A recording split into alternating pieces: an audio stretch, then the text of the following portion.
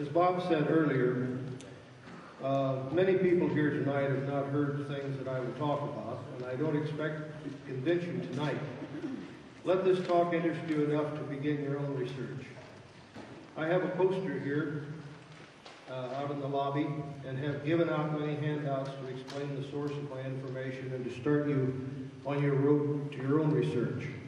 This talk will explain how our rights to our property, to pay our debts at law, and to own a business have been stolen from us by local, state, and federal agencies through regulation, license, taxes, martial law, etc., and what we must do to regain our inalienable rights. First of all, citizenship. Citizen of a state is the only lawful citizenship. I was born in Nebraska. Therefore, by birth, I am a small c citizen of Nebraska, not a citizen of the state of Nebraska, and not a United States citizen. Read United States Code Title 42, Section 1981 and 1982 to see what citizenship Congress created. Where in the Constitution of the United States is any power given to create a citizenship? There is no such power. Everyone has claimed to be a resident or a U.S. citizen or a citizen of the United States. The United States is only 10 miles square. Everyone,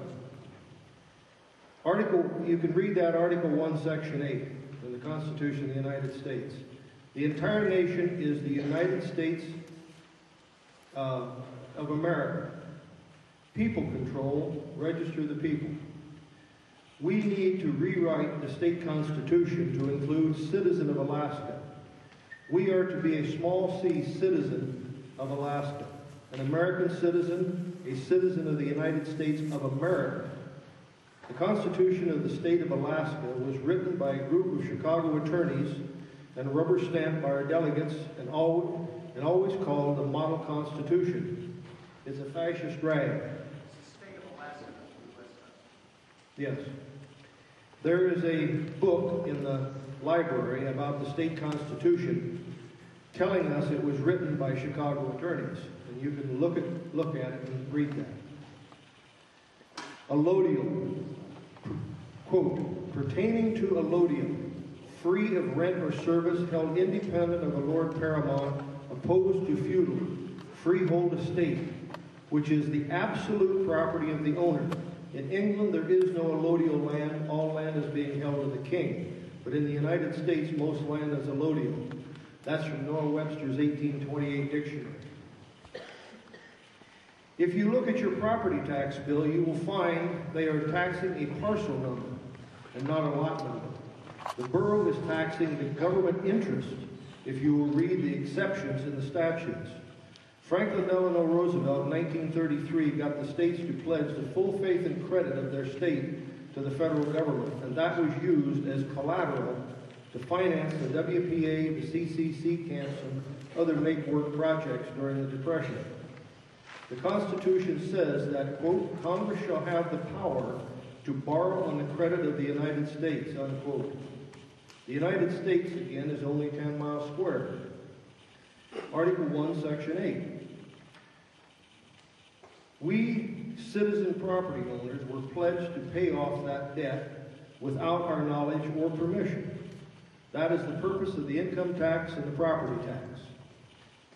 Land control, register and tax the land. Tax your labor. You are considered chattel property by the government. A land patent is supposed to give free and absolute ownership. Demand that state government obey Article 1, Section 8 and Section 10 of the Constitution of the United States concerning gold and silver coin. This is the only way we can pay our debts at law. This is still the only lawful money in the United States of America. Again, read Article 6 of the Constitution of the United States. It says this is the supreme law of the land. Land patent versus deed. A deed is color of title under the present government. I believe that recording a patent created the original problem. Recording is not required, but it identifies the owner. Signed, sealed, and delivered is all that is required by law. Ask a real estate agent. Recording is for your protection, they tell you, and it should be in a constitutional government. Quote, possession, right of possession, right of property, unquote. That's from Blackstone's commentaries in the 1700s.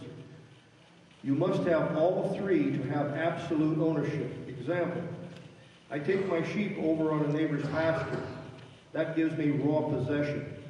The neighbor demands $1 a head for 2 months of grazing, and I agree. I now have right of possession.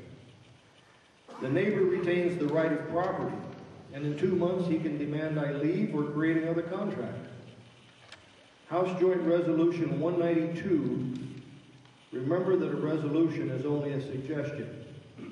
In 1933, called in the gold and nullified payments in gold in all contracts. Think about that for a minute. You cannot pay your debts at law without gold and silver.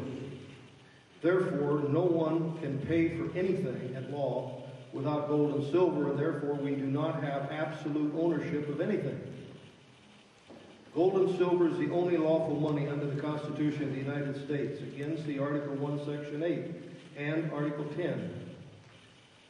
House Joint Resolution 192 also states that so-called private property is only private possession, subject to all the regulations of the state.